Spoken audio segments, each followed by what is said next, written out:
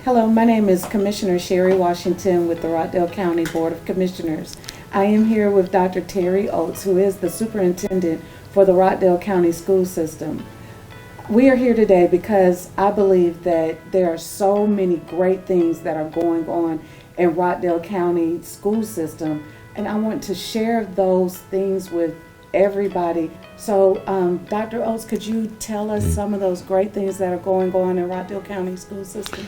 The Georgia Milestones Assessment we're particularly proud of because for the 2022 Georgia Milestones Assessments, we improved in 19 of the 21 assessments, and in the remaining 2 we held steady. That's very important considering the changes and adjustments we had to make during the pandemic. Great. I know that we had a significant achievement in a sector of our high school graduation rate. Could you talk about that for once? Absolutely. So, and this is important because the graduation rate is multi-pronged. The one that we tend to all focus on the most is the 4-year cohort graduation rate. And that's the number of students who came in together as a cohort in 9th grade, matriculated through their sophomore, junior, and senior year, and graduated and in 4 years. And so that's the 4-year cohort. And let me just say, this is important. In 2019 and 2020, our 4-year cohort graduation rate exceeded the state's graduation rate. But we also calculate a 5-year cohort graduation rate. And then we look at the CTAE graduation rate, which are those students who graduate within 4 years, but in the process who complete at least one career pathway. And on that, we exceeded the state. We were at 99.13%, and the state was at 97%, which is awesome as well. So we're very, very proud of the fact that each year we're graduating more students who have a clearly defined set of expertise and experience and skill sets in a defined career pathway. Good. So I know that we're getting ready to embark upon testing. Could you tell us why these tests are so important? Sure. Well, each year we have our state assessments in the spring, so second semester, and we've scheduled our end of year assessments in May, right? Generally they're scheduled between mid-April or early April and mid-May. But we wanted to schedule it as late as possible to ensure that our teachers have time to teach all of the relevant standards and the related elements. But it's very important. It's the Georgia Milestones Assessment, which is a criterion reference test, which means it measures how students in grades 3 through 12 have mastered the curriculum or the course curriculum or the grade level curriculum. And it's extremely important because it is the basis for our district's accountability report. So that's why they're so important. And yes, and you may very well be asking about this, but they induce a level of anxiety for some of our students. And so I'll pause, right? Well, I was going to ask if since you have already iterated that they do have produced anxiety, what are some tips that you have for the anxiety? Well, I'll tell you, we certainly have the opportunity to share this with our students in my superintendent student advisory councils, because our focus for this month is on assessments, timely and intentionally. But we share with them, make sure you get a good night's rest. Make sure you debrief. You don't want to be cramming, right? You've done, because your preparation has been being in the class and being engaged, but you want to do something that relaxes you.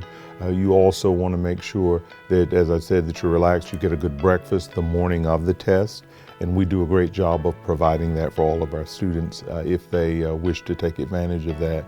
But it's also about just really reinforcing positive messages to yourself that you're going to do well. And those are some of the tips that I think that work well. I think the best anxiety reducing strategy is to be optimally prepared. But short of that, it's these other tips that I've shared with you. Great, thank you.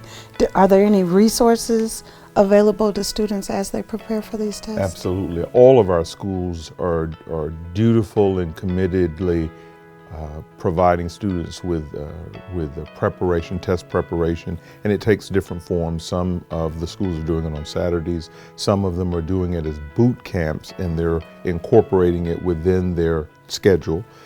Some are doing it before school. Most of our schools have a period during the day that is devoted to either remediation or enrichment or acceleration, and coming up on test time, they co-opt that segment for test prep. Listen, Continuous improvement is the centerpiece of our district's new 5-year strategic plan, and we're in the initial year of this 5-year strategic plan. But we've already improved in so many areas. Yes, we have so many more areas of improvement to experience, but I think it's important for us to pause and celebrate the successes that we've had. So I've shared about the improved Georgia Milestones assessment performance, but also we've increased our gifted eligibility and enrollment significantly this year. We started out this year at about 1,450 students identified as gifted. I spoke to our chief academic officer just this week, and we're at nearly 1,800. You do the math, that means that we have increased. We have hundreds of students have been identified as being eligible for gifted in this school year, since this school year began. Also, I'm very proud of the fact that we've increased our advanced placement course offerings, our advanced placement exam achievement, because we actually had a 6% increase on the 2022 AP exams, a 6% increase in the proportion of our students who are scoring at the highest levels, level 3, 4, 5. And we're very excited about that. Also, we had a record high number of students recognized and identified as advanced placement scholars, 83 total. And that's an all-time high ever, right? And so we had 66 last year, which was an all-time high. So we keep breaking our own records at this point, and we're very excited about that. And just recently, hot off the press, all 3 of our high schools were named and recognized by the Georgia Department of Education as being AP honor schools. And we're very excited about that. Now, that has happened in the past, but it hasn't happened in the last few years. So we're excited about that. And what we see is the intervening impact of the pandemic, but we're getting back to where we need to be.